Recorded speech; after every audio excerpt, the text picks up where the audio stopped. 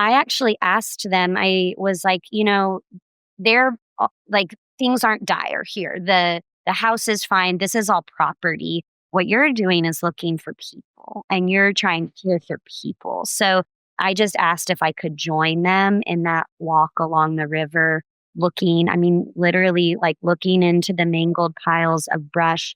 And they were calling in, hello, is anyone in here? And just looking, and you could look out across the water and just kind of feel that there were people that you couldn't see. Mhm.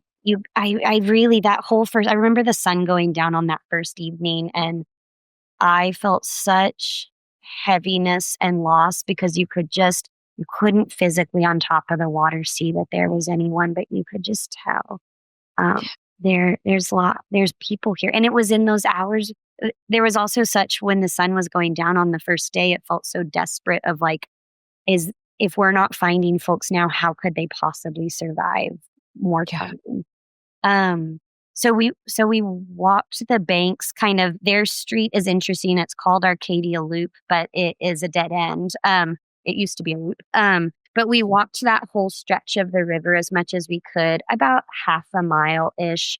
And we were meeting neighbors along the way who were also kind of walking from their homes down towards the river. And we didn't know it at that point, but we would know later that about 2 doors down from their home, the elevation changed just enough that water had come inside Mhm. people's homes. If that Mhm. first one just a foot inside, and then varying degrees, so that at the end, and this family just stuck with me immediately. At the very end of the street was a mobile home that had been picked up off its foundation and moved with the water into the trees. And we met those homeowners that afternoon, and they truly just looked shell shocked. And but similarly, we're just looking for people. Mm. Everyone just Mhm. in that community response of like, we'll think about the property later and the homes even later.